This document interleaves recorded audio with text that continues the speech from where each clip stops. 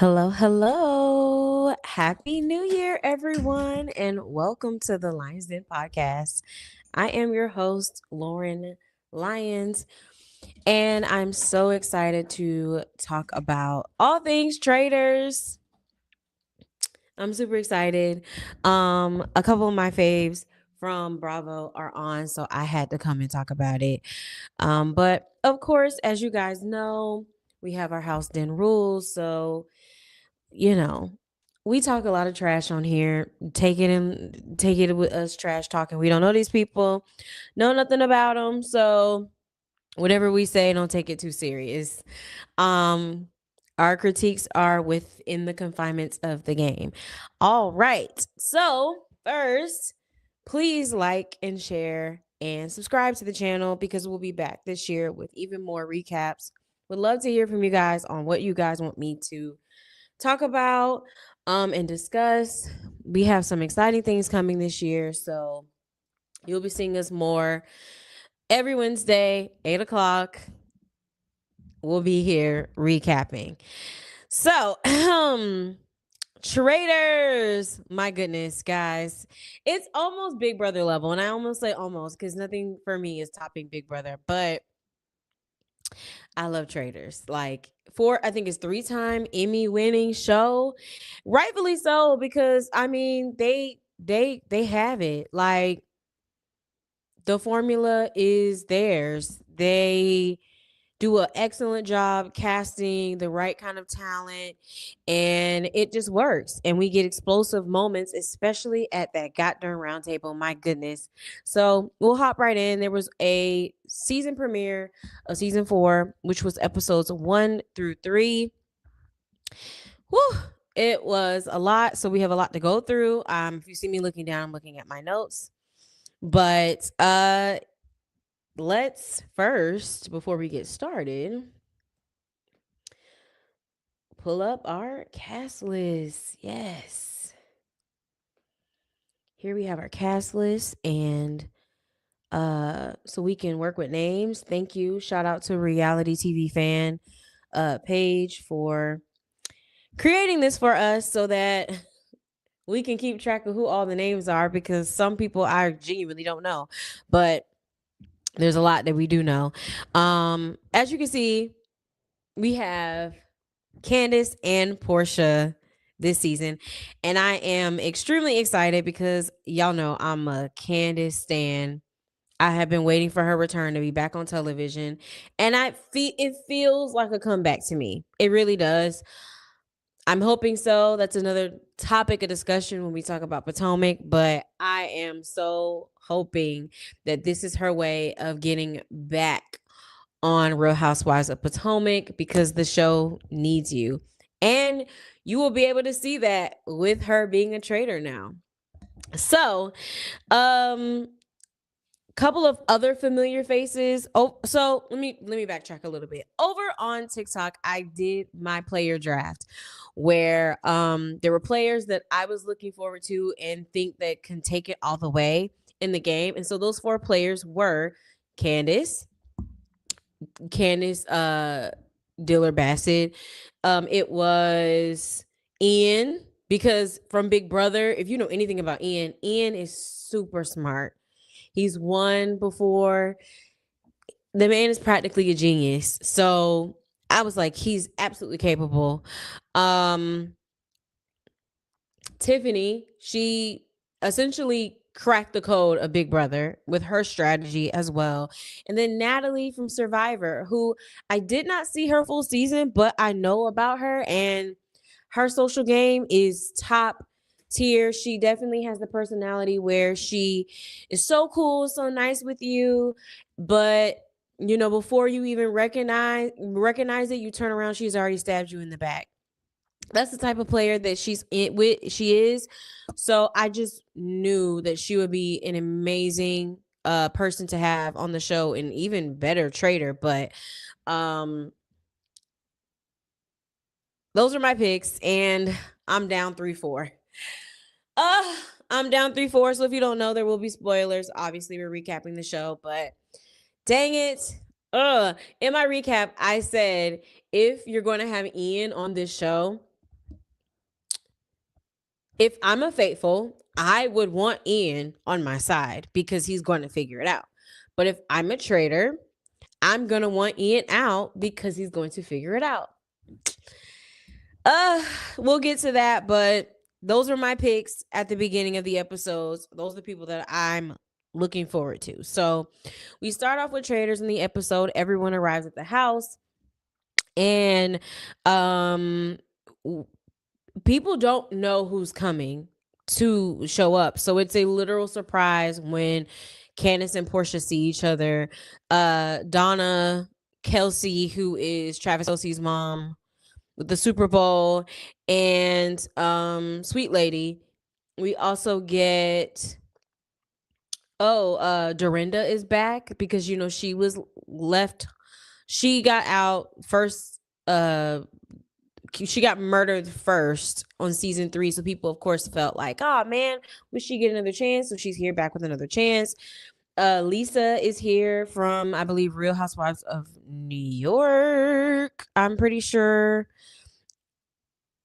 Yeah, I know of Lisa Rena, but yeah, I'm pretty sure she's from Beverly Hills, not New York. She's from Beverly Hills.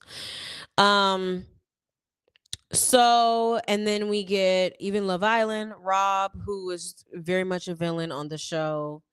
Yeah, so I was like, ugh, he can go. Honestly, I would get rid of him. He's a perfect person to get rid of, quite frankly.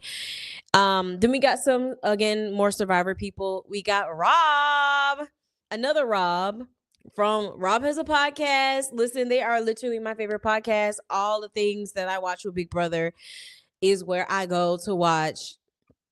I mean, in my opinion, they're like, if not the one of the top podcasts, especially recap podcasts out there.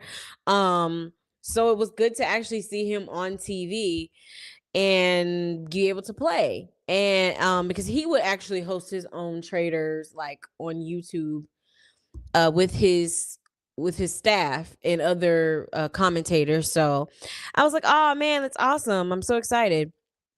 So all the people that come to me, of course we see Tiffany, of course we see Yam Yam as well from Survivor, who did win Survivor. I do remember him on his season. Ron, who is a comedian and is on TV, he was just on Loot of HBO Max.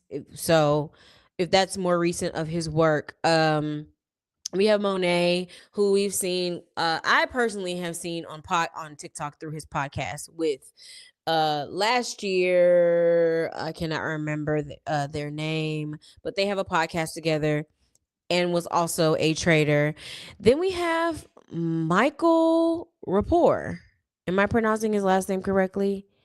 Yeah. Rappaport. Michael Rappaport. Now, I don't know a lot of his work, but I will say I remember that clip with Kenya.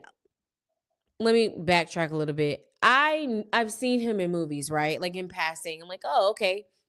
Because he's been in a lot of movies. So I can't even tell you that I know who his face. If I knew him by name, sorry to that man, I don't know. But I do remember that clip with him in Kenya. Yeah, and he said things in the past that it's like, oh, you let him on the show? But he is here, he is on the show. So we'll deep dive him a little bit more. But as the contestants come down, Alan Cummings, who is the host, he lets everybody know, like, hey, there's a twist. So one of these traitors, you are not going to know are a traitor. They're going to be called a secret traitor. So everyone is like, oh my God. So they each person comes up, opens a box, and that's where you'll see their, like, if you're a traitor or not. And you have to pretty much not show any facials to let people on, oh, if you're a traitor. Now, quite frankly, this wasn't really hard to do because you don't know people's tells. So, I mean, you don't really know what people, if they, lying or not. So fairly, no one was really made suspicious with this moment because no one knows each other and knows your tells. So we do that, and I think it's an interesting twist because I do think now that we're in season 4, they do need to think of little creative ways to change the format and formula in order to constantly keep it interesting. Especially because, season 1 through 3, they swung out the gate with having very high talent on the shows. Eventually that's going to slow down a little bit. So, how do we keep it interesting? Which I know like Traitors UK, they're I think their original you know I'm sure they get inspiration from them and how they run their show because they've been on for even longer seasons. But so we get that situation and they're picked, and I kind of like it. I think it makes it interesting on the Traitors. Now I've seen people say it would have been interesting if the secret traitor. So with the secret traitor, they essentially are chosen to be a traitor, and whoever is the traitor has to make their short list, and the other traitors then from their list have to select who they want to murder. So it makes it even more difficult with the traitors, but it's also very interesting because you're pretty much hoping that the other traitor has some strategic sense and it doesn't screw you over unintentionally because they don't know who the secret traitor is. Some people said that they would have liked if maybe the secret traitor had the short list, which I think could work either way. That's definitely, I think, an idea that can come back and they could recycle for sure, where it's now flipped the other way. But I understand why they didn't do that way, because they wanted to keep the secret traders away from us, which usually never happens. And so I thought that was a fun twist, but because it was killing me, I needed to know who that secret trader was. So they did the job. It did what it was supposed to do. So they go in and hop into their first mission. This time they aren't having a murder the first night, which I actually do like, because you're giving people actually a fair chance to actually be observant, actually try to find some reason on why they should eliminate a person than just off of first only vibes for the night. I like that they had a challenge first before they could vote. I'm a fan. That's kind of how Dorinda got called off too. Like, she got murdered because she wasn't really given a fair chance. So I like that twist. So we end up with the next day in which there are 100 coffins floating and a 12 in floating in the lock, and 12 of which are worth gold for the prize pot. And teams have to roll to go collect the coffin. If they see that there's money on there, then drop them in a grave correspondent to a player.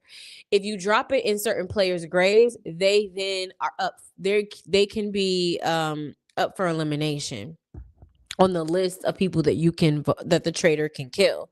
So instead of just having random shields out there, they just say, hey, choose these different holes, and these are the only people the traitor can use. I like that only because you're now pushing strategy in the game. And people like strategy, people like strategic games. So this is where you really get to see gamers kind of start to take charge and start thinking strategically, or some of them fall back, as we did see, where some of them were just like, hey, it's not worth it. And quite frankly, I would too. I would just let them do whatever they want to do. Which it is a constant critique on gamers versus Bravo people, where gamers really are here to game and Bravo people are here for the drama. I honestly want an all gamer season. I would love that personally, but there are people who are here for the drama. So I think changing up the game in this way and doing short lists and then sometimes doing shields, I think is a good mix for both of the people that they have present on the show. So you also start seeing people try to be strategic, where they say, hey, let's join up with this team. We won't put our things in each other's coffin, but we'll do it in all the other teams. So we are making sure that at least us two are safe, especially because I believe those two teams were more at the front, like we're moving a lot quicker and we're ahead. So I felt like that was a really good strategy, and that was the best way to go. I think it was, oh man, I cannot remember. Was it Rob who came up with that? No, there was someone else who came up, or Natalie. Natalie was the person who came up with the strategy. Natalie. Yeah. My draft pick. Yeah. Yeah, her. So while they were doing this, Candace does say that like we should target Donna. She's the perfect person to be a traitor. And this was my first moment where I was like, Candace, what are you doing? Hold on. And people didn't want to do it at first. And she really pushed to get her eliminated. Things like that, though, like things like that you have to be careful with, and you have to really pick and choose when you want to push your agenda or push strategy. I think having the first episode and the first challenge, I really wouldn't be pushing so much. But that can come back and bite you later on, because, and we'll get to the reason why, but that something like that can push you later. So it was like, girl, what are you doing? Because clearly, if everyone was like, wait, why? Why would we do that? You may not want to do that. You may want to chill. And I don't know at this point. I think at this point, yeah. I believe at this point, traitors were chosen. So the traitors were Candace, which honestly, in my recap, like in my recap on TikTok, I did not think that she was going to be chosen, but I was like, I would love it because I would want to see what she's going to do. She's not your average housewife. She has 2 degrees. She worked on Capitol Hill. She is very intelligent. So I wanted to see her be in this position. Like she's a very capable Bravo person. If you had to have a Bravo person be a traitor, and that's what the direction they were going on, because I guess in the past people have critiqued that only gamers get to be traitors, and then it becomes a whole different game, which I personally enjoy. But no, last year was really bad because the traitors were not loyal at all. It was just a brawl. So I get it. And also, like, Bravo people should be allowed, but like Bravo people aren't really known to be that smart, intelligent. So, and the other people from other shows aren't that, don't have a big enough name that I would maybe put them as traitors, or again, cannot be as smart. But we have Candace, we have Rob from Love Island. Now, I didn't think that was going to happen. I said, are you serious? I was like, Natalie's right there. Tiffany's right there. Are you serious? Like the 2 people that I would have loved to see be a traitor. You put Rob over them, pissed. So when there is a trade-in, like they need to pick one of them, please, dear God. Please. But it is Rob and Lisa from Real Housewives of Beverly Hills, which I was like, oh Lord. Okay, this is going to be interesting. So moving back to the game. This is why I said, Candace, I don't really know if you should be pushing like this, because you are a traitor. This could come back and bite you in the behind, because people do remember little moments like that, and it may not always be good. So, but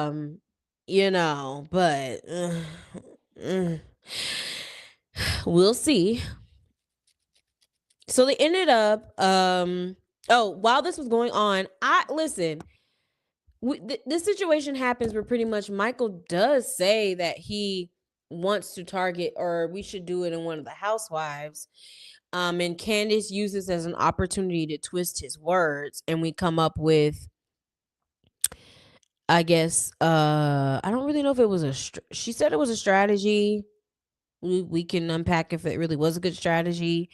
But Candace hears him and holds on to this information. So the people who had their coffins filled were Ron, Donna, Eric, Ian, Dorinda, Rob C, who is from Survivor, Mark, and Rob R. Now I'm not gonna hold you. Who is Mark? Oh, Mark is from Dancing with the Stars, and Eric is what? The guy from Uh oh, he's the singer. Okay. Because I don't be remembering no people. I don't remember them. But those are the people. So that means, and Robar, who's from Love Island, who obviously can't be killed because he is a traitor. That's the short list that traitors have to pick from, and they are vulnerable. And so this, of course, triggers Dorinda, like, oh my God, here we go again. Um, but her odds are absolutely slightly more in her favor because, again, you have players like Ian in the game and Rob C, who are also vulnerable for elimination. So she may not be. It depends on how the traders want to play this. So we get to well, going back to what happened with Candace goes and tells Portia what Michael said. And she adds a little bit of salt and pepper on it and says, yeah, when we were on the boat, Michael said something like, let's do a housewife. So she, of course, because she's a housewife, is going to take that information and is going to be ready to set it off. That's housewife nature. Bravo, like reality stars, they ready to air something out and give you a moment. You give them anything, they're gonna go. And that's what Portia did. And I don't understand why. I understand why Candace did it in order to push to, I think, get him out at that moment. Because he was one of the people that were on the short list too, if I didn't mention him. And to get it started. But you also are dealing with Portia Williams. So like like she wasn't gonna take that information and be like, okay, let me hold it and then let me get him out. No, she wanted to confront him. So it was made into this big deal where she pulls him and says, hey, I heard you said this. He was like, what are you talking about? I didn't say that. So then she was like, well, he was like, who said it? Who said it? So she brings it to the kitchen. It's loud. Now you got Candace on the spot having to say, what did you tell me? So it wasn't the best person to do and lay information with at all, because then Candace had to backtrack a little bit and be like, no, I think you maybe kind of misunderstood me. I said maybe that was the other day, but he absolutely did. How did she say it? Let me see if I can find it. She said, oh, where was this? But she said I was referring to something that he said the other day. So I was a little bit thrown and confused by this because I was like, well, I do remember Michael saying something about Bravo. I don't think he said specifically housewife. I think he said Bravo and she made it to housewife. And you can correct me if I'm wrong in the comments. But then because Portia had made it such a big deal and Michael was denying it, I think Candace's reasoning was, okay, let me backtrack, but also like affirm what she said. So she kind of played it up both ways by being like, well, no, I didn't say it like that. But the other day you were in here talking a lot about the housewives and how you maybe want to come for them, and how you did talk them up, and then other people were able to back her up because they had heard it too.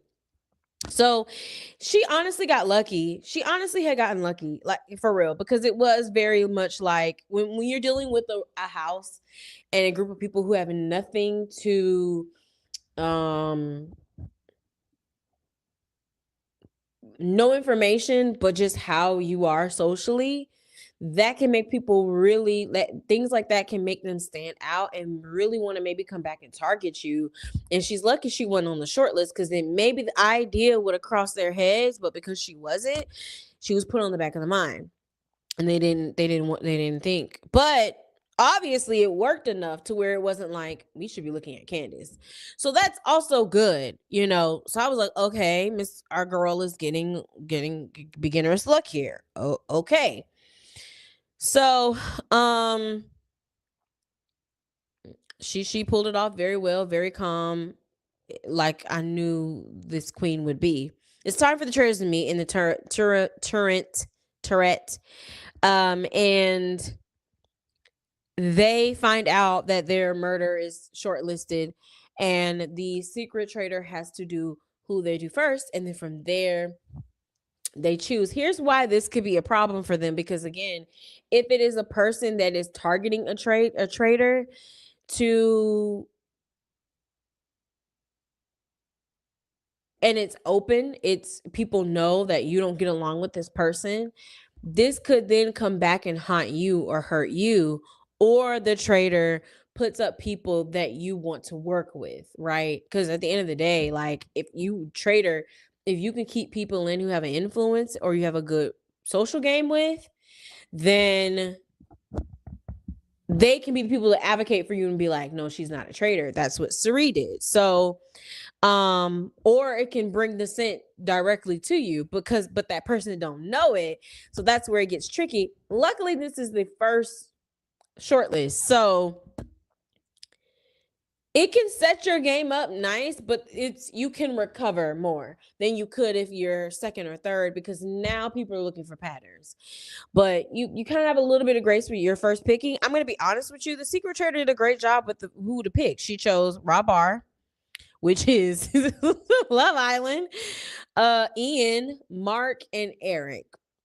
And I thought those were really good choices because these are, well, one, they're all men. So now looking back, that was probably a clue that this potentially could be a woman. Or a man threatened like this, but most, I would think a woman, only because it's not like at first the men that you chose were loud personalities. Like, you had Michael right there and you didn't choose Michael, which tells me you thought he was a good distraction. So you chose the people that were quiet and probably could figure out this game, which was smart because Rabar, I don't know if I could say he's smart, but he is the quiet, chill, laid back bro, but can have influence. Mark was also very quiet, maybe didn't do as well socially. And Eric, who I do think had a little bit of influence, and Ian, who is a genius. If you know anything about Big Brother, yeah, he should have been on that list, but I was mad because I didn't want him to go. I don't want him to go. I don't want him to go. So those were the three names that they left. And then this is where they had to vote and see who they wanted to get out. And Lord and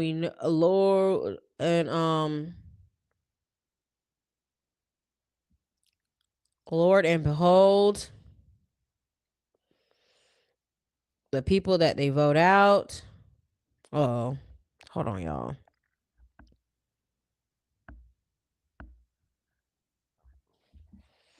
The person that they vote out is my boy Ian.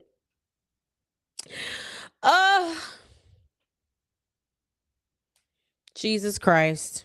I was so mad, but I knew it. I knew it.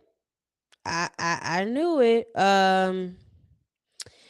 Cause he's smart. Like you he would have figured it out. And it's the thing is though, I can tell these people don't really be knowing these people for real. But it they knew enough to get Ian out.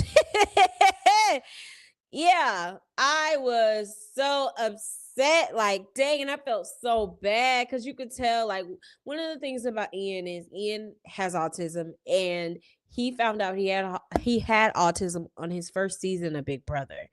And so it's a remarkable story because during that time, if he came on early Big Brother, there wasn't a whole lot of diagnosis or information about being autistic. But on his season, he was described as being kind of strange and having certain tics. And, so he's always remembered for that, for bringing that representation. But he is so smart because he came back the next season and he won. Great player, amazing player.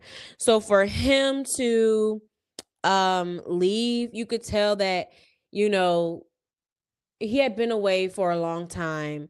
that he was really ready to play and he didn't get a chance to play. So it was really sad. I was really sad for him. I really wanted to see him at least make it a day. God darn.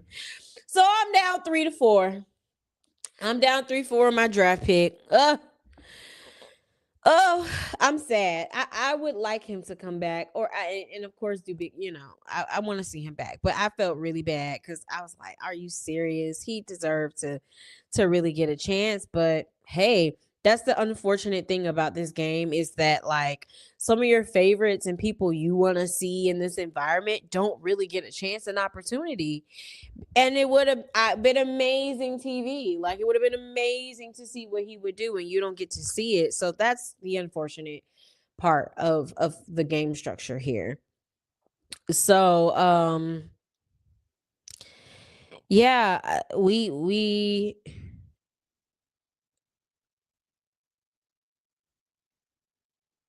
so they choose a gamer, they get rid of a gamer. So because it kind of seems like now because of the pushback with the gamers, they want to target them first, and so that's the downside of where the game is shifting now as well, is because gamers who we want to see play, we want to see what they're going to do in this new game, and our favorites from Big Brother we may not really even get to see for real, because you're a gamer up, we got to get rid of you. I don't care, we just got to get rid of you, and that's sad. I don't like that. I don't like that at all. Which is why I think they should just go ahead and do an all gamer season. Please, that would be absolutely amazing. Because it will at least make it even in that regard, because it is a strategic game at the end of the day, and you do need the gamers to keep the game going. So while this is going on, Tiffany does make it known how important it was for Ian to want to do the show. Some people thought it was weird, which I don't know why. I believe it was Eric, and it's just, or no, not Eric. We always have one. From Bachelor, Stefan. I believe it's just Stefan. I could have been wrong. I believe it is Stefan. Him. What's his name? Zac Efron's brother. What's his name? From The Bachelor a couple seasons ago. I cannot remember their names. They are all the same archetype. They are all the same white boy. Like they're all the same.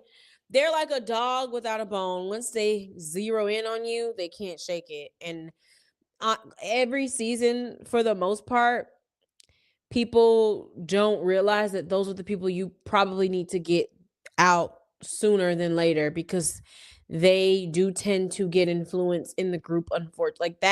Unfortunately, that archetype gets the entire group's influenced wrong or right every single season. I would get rid of them first. I would. Like, Stefan would be very much on my list to go. I don't care. Like, he would have to go. That archetype is very dangerous because they bring you in. They have unity. They are wrong. They do be loud and wrong, but then they also do be right as well.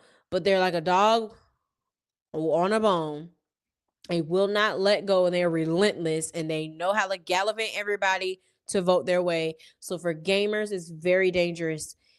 I would have to get rid of them first. But as we move forward, Portia sits down with Ron, precious Ron. Oh, precious Ron, who is like a lot of his show characters that he plays on TV, very socially awkward. But what I like about Ron is he is going to speak up for himself, no matter how scary it is. And you can tell like he's nervous, but he does it. And it's like, okay, he's someone that's shining bright in this season that I did not think, that I thought was going to be kind of in the back. He's not.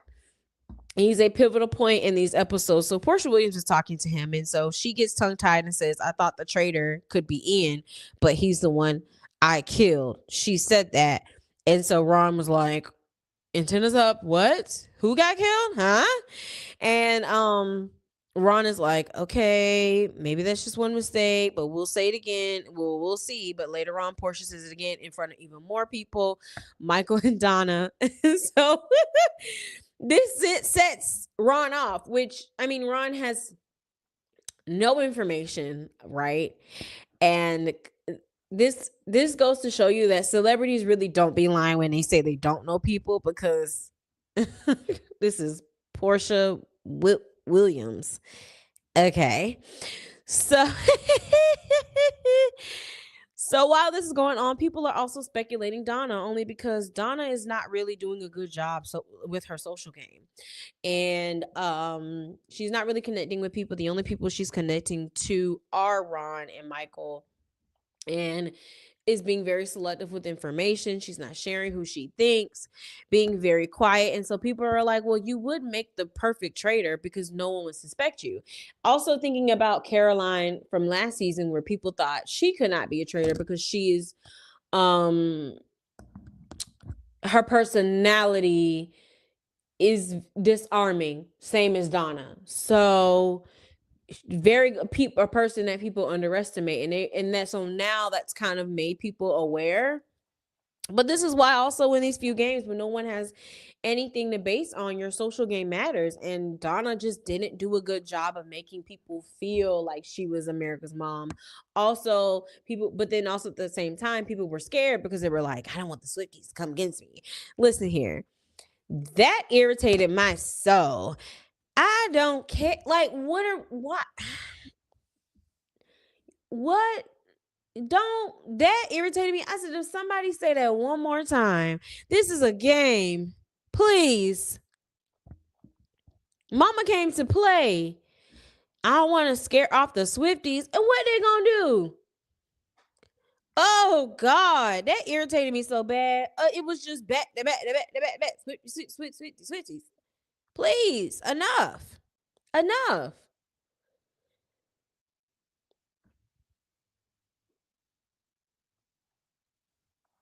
Now I'm gonna keep it cute.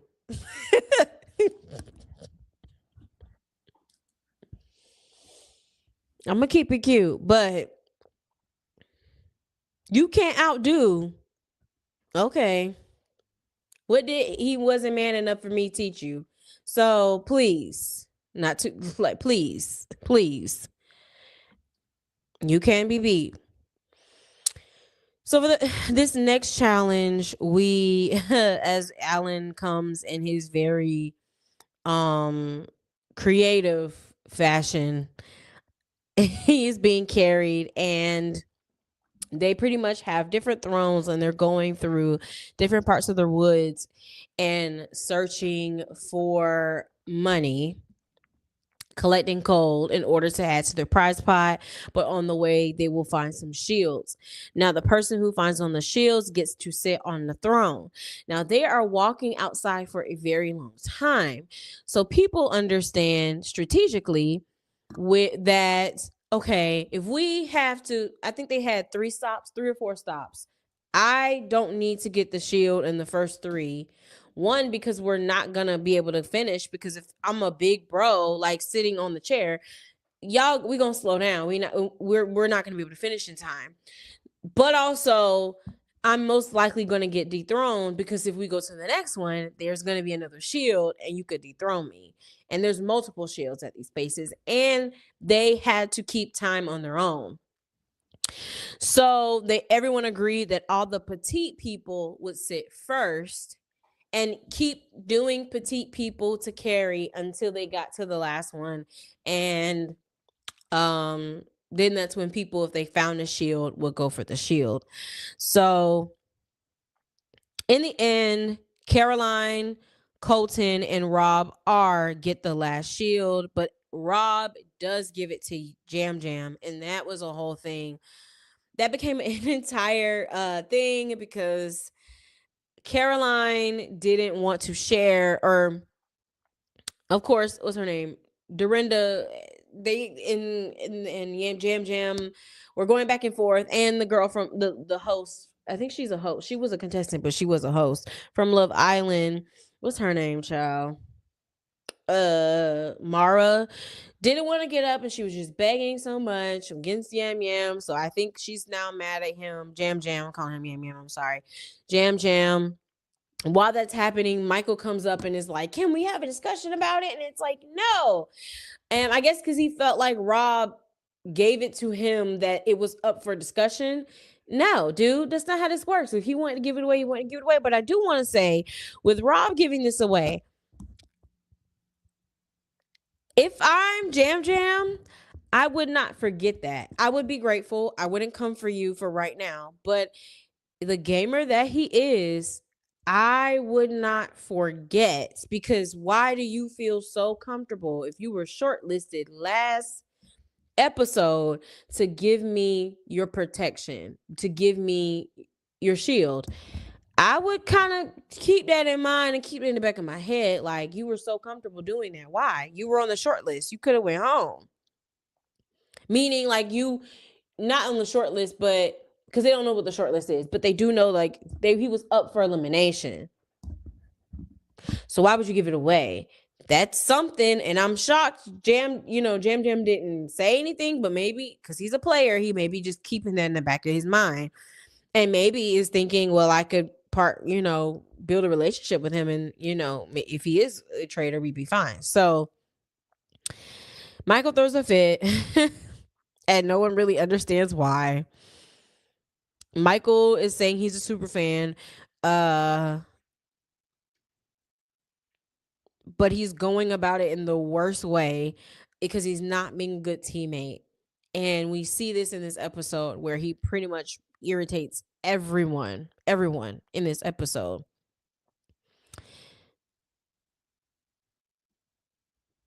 So after the mission's over, Portia's talking again to people. They're trying to see what's going on. Who could it be? So she says, well, it's 4 traitors, right? Even though there's usually 3, but she said there was 4. So that made people also look at her sideways. When I tell you in this part, I was literally, I was so tickled because Ron was really like, oh my God, is she really messing up? She is a mastermind. She's a traitor.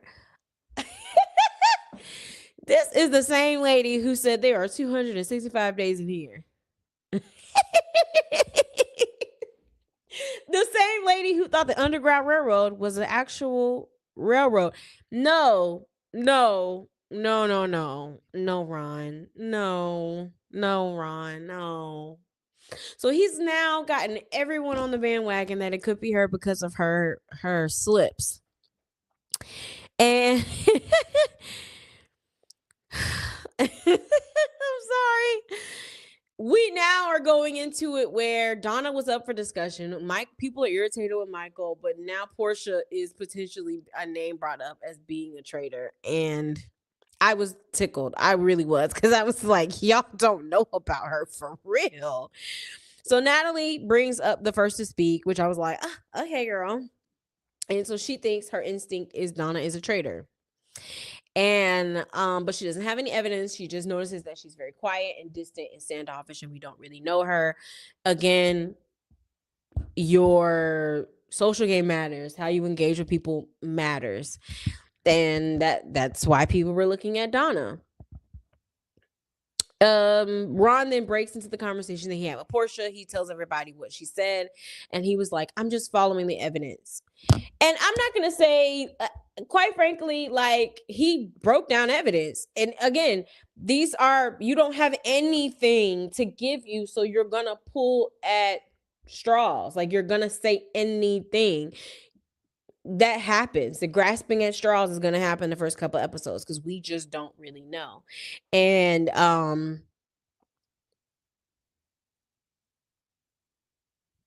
Portia, I felt like Portia really didn't like fight hard enough. It kind of gave that like she maybe was ready to go in some sense, because she really didn't push as hard as I thought she was gonna do. Because she could have absolutely leaned into and been like, I don't know, I'm just guessing. Like, I don't know how this game works. And I felt like had she just said that and just leaned into her being a little ditzy, people would have believed it. But of course, if you did see, that may not be the first thought, but I've just seen Portia fight for herself in other circumstances that it was just very weird to me that she just kind of laid down and was like, well, I'm not a traitor, but hey, do what you have to do. I was like, is this the same Portia? Huh? I was expecting more. I really was expecting more. Um, she didn't really put up a fight. So Candace, though, decides to push and try to come to her rescue and explain in a very, I think, nice way possible that y'all, Portia is not capable.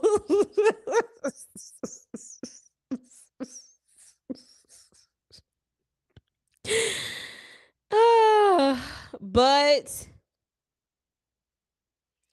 as she comes to her defense, Portia says something else. She does another slip in front of everyone, where she, oh, what did she say?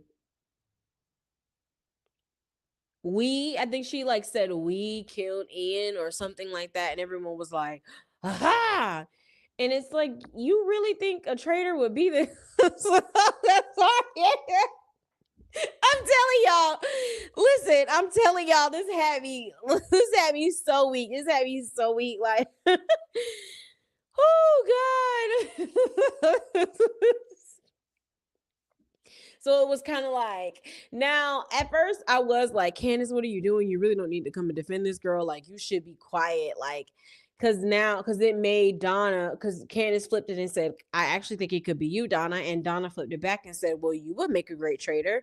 I mean, you're so eloquent and you speak well. Like, you could also be a good cover up. If you're saying that I am as a mom, so could you. And I was like, oh God, okay, yeah. Wait a minute. He may have talked too much. But one of the things that I had to understand is there is not one way to be a traitor. And oftentimes you can't be one way to be a traitor. You have to, I think the best strategy, really looking at this, is the best strategy is to be yourself and just be ready when the heat comes, because it's going to come. But as long as you are yourself, it's hard for people to be like, oh, your behavior is strange, when they're like, I've known her to be like this since the beginning of the game, you know? But there's a balance. We don't need to have too much like Bob. I finally remembered his name from their name from last season. Bob was on the extreme of being themselves, and it was like, okay, no, like, you actually are a traitor, so you do have to wheel it in just a smudge, which I think Monet, because they're both from the same show, they're both from the RuPaul's Drag Race, they're both from the same show. Monet is doing a much better job. I think Monet is going to go far in this game because they are being very intentional, but still showing their personality. And I'm my second list, Monet's on my list of who I want to see go far. But so the thing about Candace is she is a talkative person. She is bubbly. She is always saying things and giving reactions and responses. That's her. That's normal. So for her to be quiet at a round table, it would set off alarms, especially to the Bravo people who have engaged with her and know who she is, that, why are you so quiet? That's not in your personality. Or when you're relaxed, you're talking. You have to be talkative throughout she has to keep it up everywhere, consistent.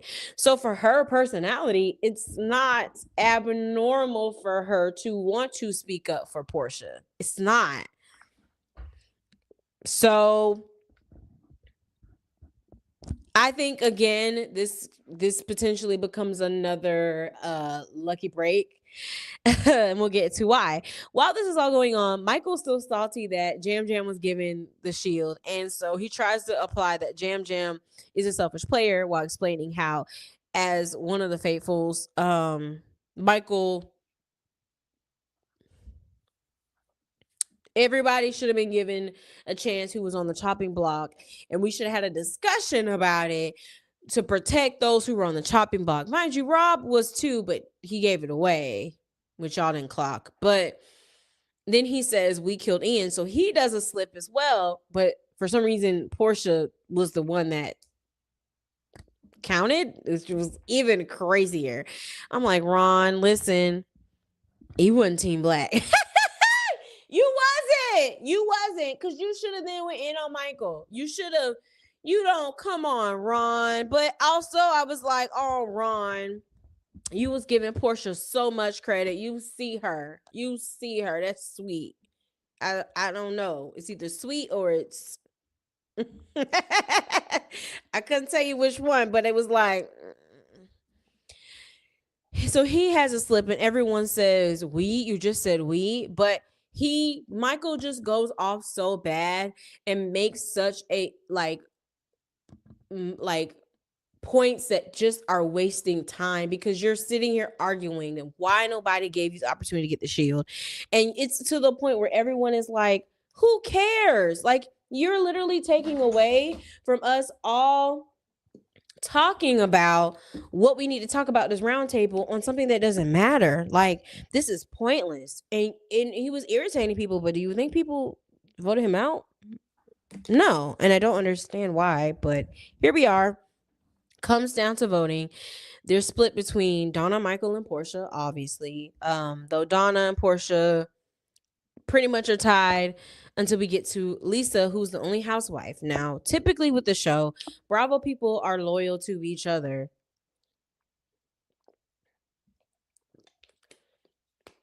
And they don't vote out a housewife, but because of the evidence that Ron had pointed out, she was convinced. Now, why should Lisa care? Or, because the traitors don't know who the secret traitors are, if I didn't say that. So they genuinely want to know who the secret traitor is, because they don't know if they're going to meet them. They don't know how they're going to interfere with their vote. They would like to meet them and work together. But if at this point, I don't think they were told that yet. So it's like, okay, well, this makes sense. I might as well. But honestly, she didn't have to, because you're a traitor. It doesn't matter. Like, if she is a traitor, then she's someone on your side. If she's not a traitor, she's still someone on your side, because she's with Bravo. And that's what they do. And that can make people look at Lisa differently, because that is a unwritten rule that Bravo people stick together, which is why they're ultimately always targeted first.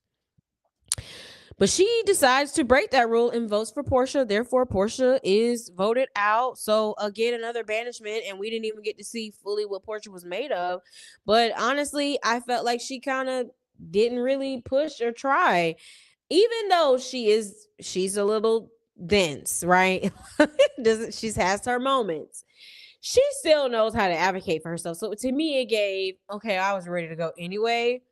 And that was very unfortunate and sad, because she could have really used this as a way to make her moment. In the same way Phaedra did around those round tables. So that was sad. She was banished. Obviously, she was a faithful.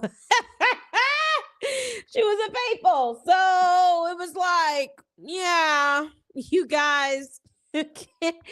Yeah, and so now Ron is feeling the heat, because he was the person really pushing for her.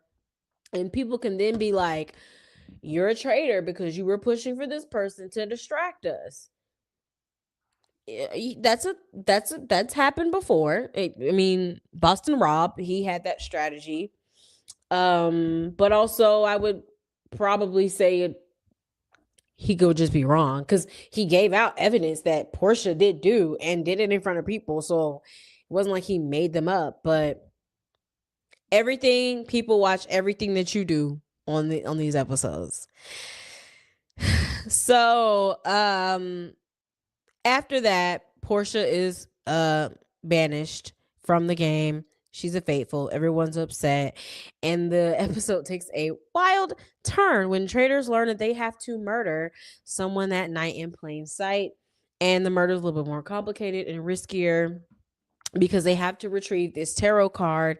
And behind the painting, they will actually have names that they have to decide who they are going to kill. And burn that person's name in the fire.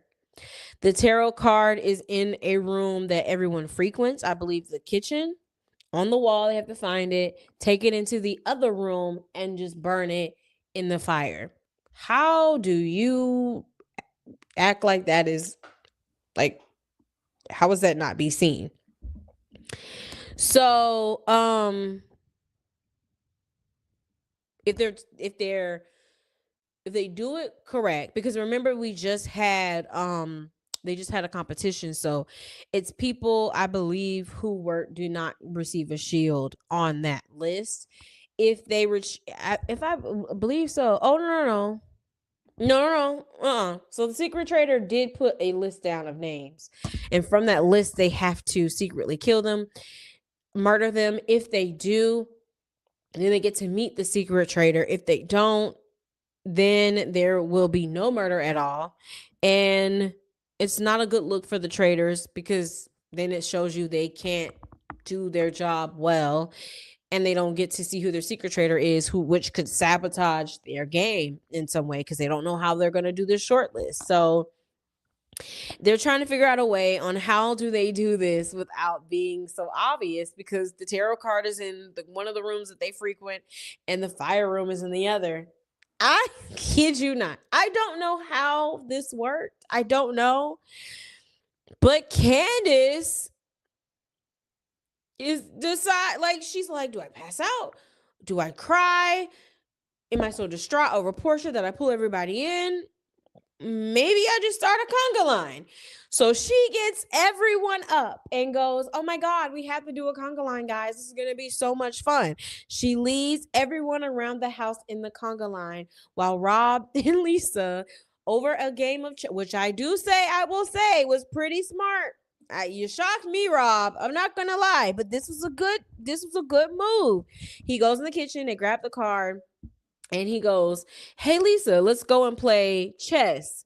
Let me teach you how to play chess. And they sit at the chess table. They're playing a game. He says, king, this person, queen, this person, joke. He tells her name so she will remember who they're talking about, and they act like they're playing chess. I thought it was brilliant. I was like, okay. All right, Rob, you shocked me. I have to give you respect. I have to give it to you with that one, because that was really good. But the fact that it worked with the conga line, because we have to rewind a second. The fact that it worked really was hilarious to me. And I'm like, how did you guys not see that as weird? Including the gamers, because the gamers didn't want to do the conga line. But Rob was comfortable enough to go and tell Candace that, hey, I think they're doing a hidden insight challenge. So you didn't suspect her by saying, hey, everybody, let's do a conga line. So, the haters, not even haters, I'm not going to call y'all haters. Critics will say, what are you doing, Candace? This is crazy. But here's the thing about good strategy. Good strategy is when you do something and it's not supposed to work and it does. And the mere fact that she was able to do this conga line and not one person suspected her, even till just jumping ahead a little bit to the end of episode 3, tells you that she is doing it. She is doing it. It reminds me of Dan. It reminds me of Dan's funeral. If you're Big Brother, if you follow Big Brother, he literally was on the chopping block, should have been gone home, did a Dan's funeral where he laid out all of his grievances and aired out his entire game to people, and it moved people to the point where they no longer wanted to target him, and then he just got a hold of the game. It should have never worked, but it did. So I'm not mad at this. I'm like, okay, clearly it was done in a way that wasn't as awkward for us to watch versus them to feel, because clearly they felt comfortable doing it. It was normal to them. No one is thinking about it at this moment. They were all fine, including the gamers who just didn't want to do it. and she was in the clear. So, hey, shout out to her. So Rob R has the card. He is playing. He's teaching her chess, which I thought was a pretty great idea. Although there was Tara, who I don't really know that well, but Tara is watching them a little bit too closely. So you kind of like, does she know? But they play it off very well. They pick a person on who they want to, and they are able to put it in the fire pretty much down to the wire. So Candace has no idea who's getting murdered, and she had to trust those two to be to do it, and that's scary. I'm not gonna lie to you. I was like, oh God, like I wouldn't really want to have those two be people I trust. Like if it was Tiffany and Natalie, I know you got me, girl. But Rob and Lisa, I'd be a little scared because I know for a fact Lisa's probably like, do what you want, Rob. And I don't know. Well, we know from Love Island, Rob doesn't really think about consequences or effect. Like, excuse me, doesn't think about outcomes here. Like, this, if I do this, if I do A, then B is going to happen. So it's like, oh God, I don't know how this is going to be. But where it could help Candace in exposing herself that way, she can genuinely be like, I don't know. Like she can have the most genuine reaction because people probably would be looking at her anyway. She can have the most I didn't have anything to do with it and be sincere and believable because she didn't. So it could work in her favor if she played it correctly.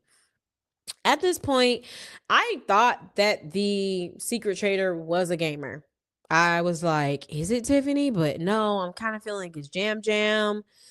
I was really more so leaning that it could have been Jam Jam, hoping that it was Tiffany. That's what I was thinking. I just knew because the list is not bad that it was a gamer. I really did because if it is another gamer and you're targeting other gamers because Rob was on that list, Monet,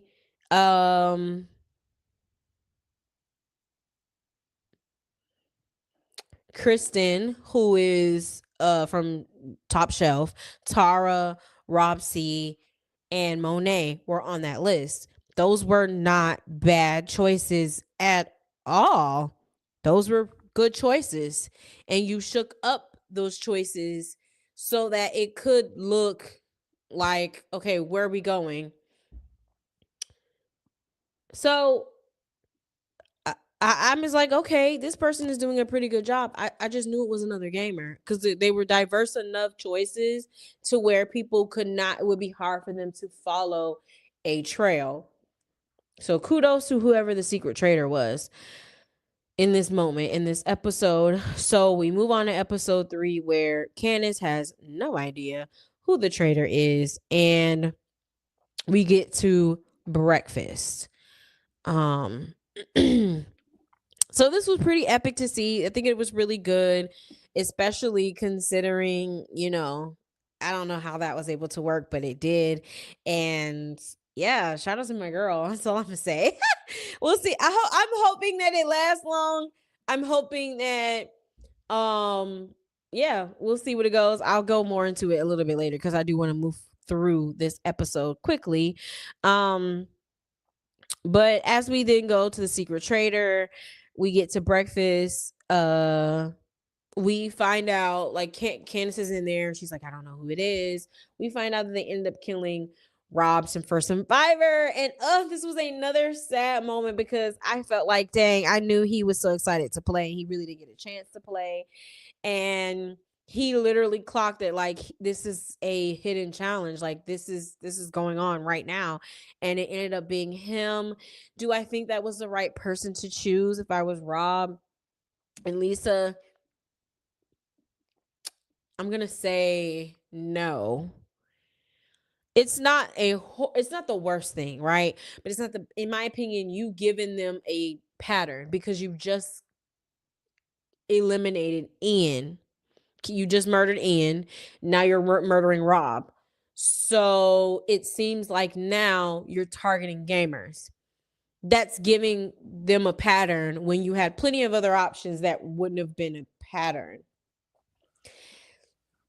I think that was not the right move to go with, especially because I do believe when he said it to Candace, there was somebody by him who he told, like when he told Candace, I think this is a hidden challenge.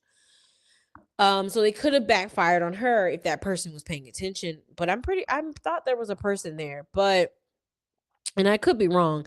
I just felt like, and you have the advantage in the earlier episodes and the earlier murders that you should just make it as random as possible. Don't build a trail yet. Make it just all over the place and then let the social dynamics help you then choose who you should do to move the game in your favor. So I don't feel like that was the best choice, which I kind of had a feeling they wouldn't. But it's not a horrible choice, but I just don't think that was the best choice. Um, so that was annoying. I was really upset because I wanted him to stay. I did. But Alan decides to switch up the curveball and do a banishment immediately before the challenge. I think it was very wild to me. I don't It's very wild to me, and I'll start with there. So they do give people a moment to think about who could be the traitor, and of course Donna's name comes back up because people still don't really feel as connected with her. Michael comes up because they're irritated and annoyed with him, but more people are really feeling Donna because they just feel like she's could be the perfect person. And at this point, they were like, we really don't know, but I feel like we have to go with it at this point because we would never be able to move on if we don't. And it just became a thing of we have to we have to go with it. So everyone starts coming for Donna and they really are just like you're just so distant from people. You would make the perfect person. And of course Yam Yam and Michael go back and forth again. And Michael said something. Jesus, he did say something where he was like, "I just want to make sure I don't want to offend somebody." I can't remember if it was. I think it was last round table, and I was like, "You wouldn't have to worry about offending anybody if your mouth was clean." Yeah, okay, production. But I'm not gonna sit here and hold y'all. I'm not gonna sit here and lie to y'all and hold y'all and say that he didn't entertain me. Now, I can't say that he did entertain me. He he's waking it up and how it should be. So I'm not too mad because you're giving the drama. He is doing his thing, but this man gonna start. If you're a traitor and you know it, clap your hands. And really started singing at the round table. I said, this man is cracked in the head. Oh my God. So Jam Jam is over him. Michael, I mean, they're not on the same page. I quite frankly was like, yeah, if they don't vote him out, at this point, the traitors are probably not going to vote him out because why do the work for the faithfuls? Like, no, he's a perfect distraction. Because he's going to outshine every move. But faithfuls, I do believe if because you're a bad faithful, they're gonna vote him out just because he's annoying, which is why you should have good social game with people because it can come down to it, especially if they don't have any other evidence, which is what happens with Donna. Like you not giving them a reason to keep you around to give you this money. You got to play too. You got to contribute as well. Everybody else, information is currency in most games, especially Big Brother, especially Big Brother and Survivor. And this is kind of showing that as well. If you not giving information, you not connecting with people, you're not making them feel good.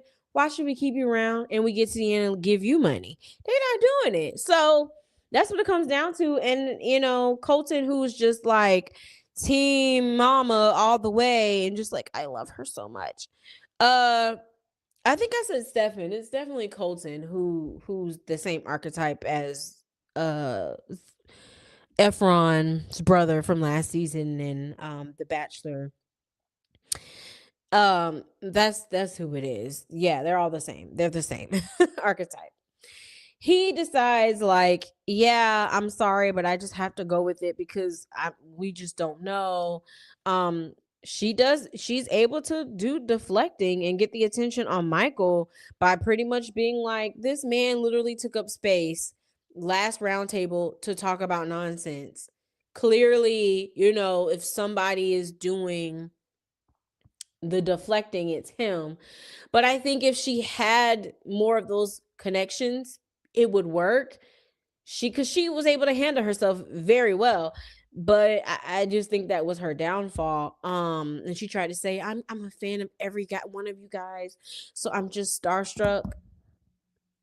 You don't know these people. Let's not even.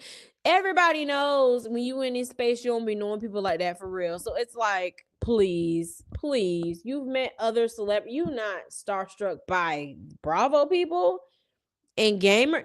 You did. That's unbelievable.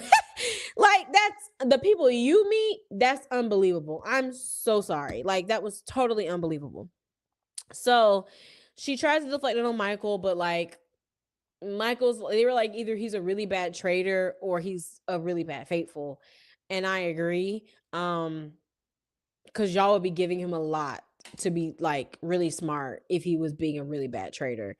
So they ended up voting her out, and come to find out, she was the secret traitor. Now, I'm not gonna lie, that kind of shocked me. I said, wait, what? She's the secret traitor? I it's shocked. I don't know if it was a good shock, only because I do kind of agree with some people where it feels like a little bit of a cop out. Like, let's make her a secret traitor because for some god reason, y'all are so scared of the Swifties that you made it easier for her to, you made her a traitor so they would have to vote her out, give a reason to vote her out. Because then it would be like people would be too scared, and because she's older, to just vote her out just because. But also, I think because these challenges were more physical, that if you make you a traitor, you're more likely to be able, like, voted out versus being a faithful, because people might leave you alone too much. And so it was definitely production interference, either way you look at it. But she ended up being a traitor, and it was like, so the traitors are really like, oh wow, they're genuinely shocked. So I feel like at this point, people really think at least Candace and Rob are traitors for sure. Shocking, yeah, I think for sure, but I'm shocked. I was shocked. So they feel good. They've got a traitor out. Now they get to the next challenge. Alan is sitting here looking like what is it from the Goofy movie? What's the song with Teddy? Their performance song. What is the song? Dang, I can't remember, but y'all know who I'm talking about. That's exactly what Alan looked like with this outfit on, child. Fire and ice. So they get to the challenge where pretty much you have a partner and you want to pick someone you trust, and you have to go find these skulls and stack them. If you stack them, you and that person are safe in the cage. And they pretty much, you're putting your life in their hands as far as the game goes. If you complete it in time, they're safe and they're not up for murder. And if not, then they're on the list of potentially getting murdered. So what's interesting about this is Tiffany chooses Michael, because Tiffany, in her strategy, she thinks that Michael could absolutely be a traitor. But she's like, keep your enemies close, because why do I need to make an enemy out of you? Which is a gamer mentality. I don't disagree with this at all. Like, okay, do you? But of course, people like Colton want to make it a big deal. You better leave her alone now. You better leave her alone. So Ron ends up being the odd man out, which automatically puts him on the chopping block, which he figured he would be anyway because of the situation that happened with Portia. And then on top of that, the person that he was close with ended up being a traitor. So he knows people are going to be looking at him when it comes to banishment. So the group has to earn $5,000 for every cage that successfully unlocks, but both partners will be shielded from the murder, like I said. Anyone with, inside the cage when the challenge ends will be on the short list. And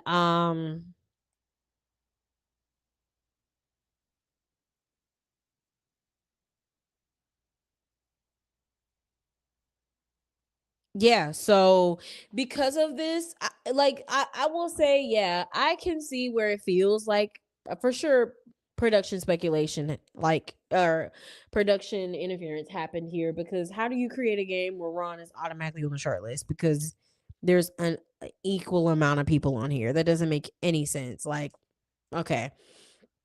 So, I mean, why put him at a disadvantage? Why not give him an advantage, or better yet,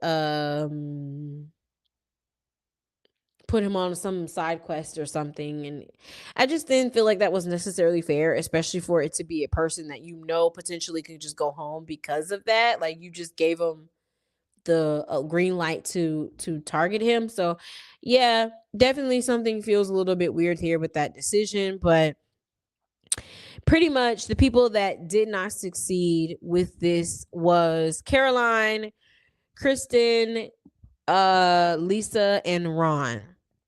So of course we know Lisa is a traitor, so she will be fine. So we have Ron, we have Eric, Caroline, and Kristen.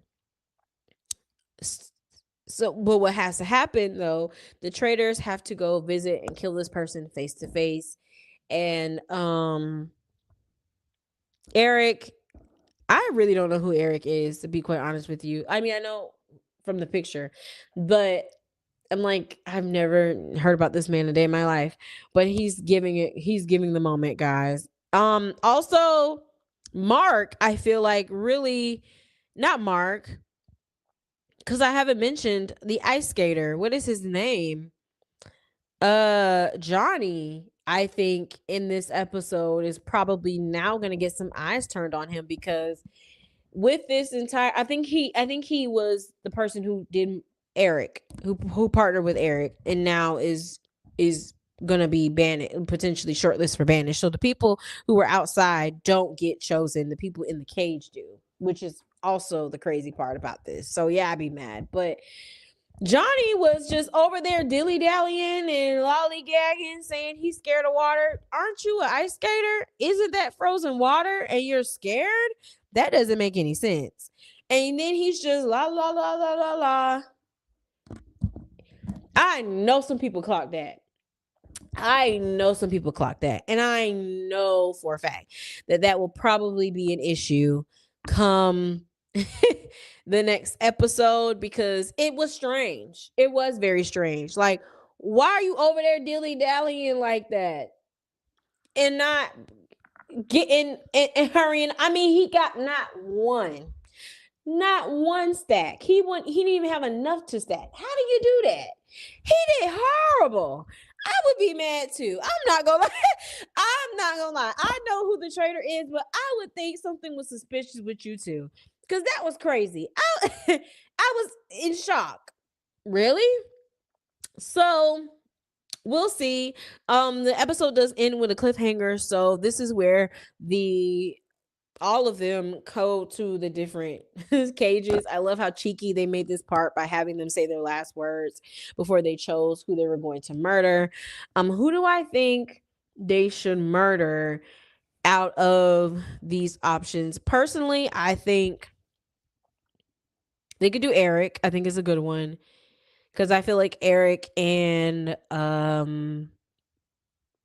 Colton may be fueling each, like, you maybe want to kill that if there's a relationship there. I can't remember, but they seem like they could have some influence you may want to get rid of. Or I would go ahead and do Kristen, because she ain't really giving nothing. It's safe. You're throwing people off. I wouldn't do Ron. I would don't do the Faithful's bidding for them unless it makes strategic sense. And I just don't think it makes sense. Keep him. He was dead wrong, loud and wrong. Keep him. So I would do Eric or Kristen. And you could do Caroline too. Um, you could do her, sure. I don't think that you can go really that much wrong, but I would probably go ahead and do Eric. I just would. I think at this point, but so who do I think is playing the best Traitors game here? I'm gonna have to surprisingly out of the three, probably Lisa. Only because I really don't think people think she's a traitor. And she's playing it the coolest. Like the coolest. The only part I can see coming back to haunt her is because she voted out a Bravo person, but I don't think I think she'll be fine. I think she'll be fine. Rob is doing a pretty good job too.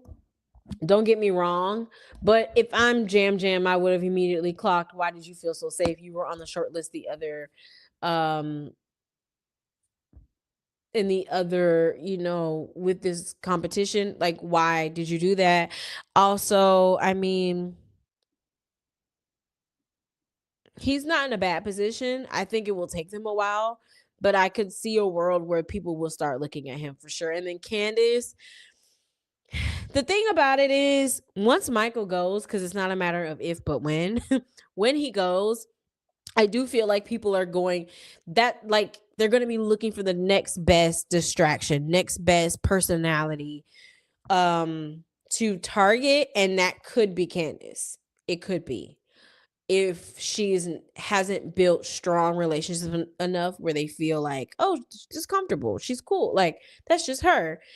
If she is now that next best personality, they could easily then turn and look at her and then start, well, she's the one that did the conga line and she did say that Portia slip up. It ended up helping her because now it's kind of like, okay, well, you were trying to defend a faithful, or you knew that she wasn't a traitor because you know who the traitors are, is what could come out of it. But Michael is a great distraction. I don't know what's going to happen when he's gone. That's the issue with that. So I feel like in that regard, Lisa is looking pretty nice here. But we will see on the next episode that will come out on Thursday, and we'll be back again to talk about it. Yeah, how are y'all feeling about this episode? Would love to hear who y'all rooting for. Also, who do you think is in the best position?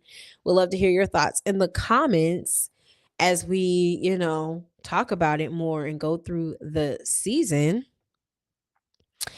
Um, yeah, that I don't think I have any other announcements other than just follow me over on my socials at lauren.ashley, or over here on YouTube, the Lions Den Podcast. Please like, share, subscribe, comment, let people know we're here. We're still dragging on, but I do appreciate the support as we talk about this show.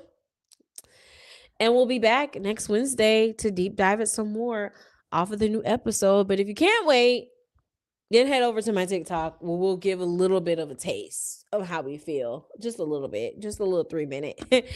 And we'll deep dive it, of course, a lot more here over on the Lions Den. Happy New Year, y'all. I'm so glad to be back here, with you guys. And thank you guys for watching. Bye.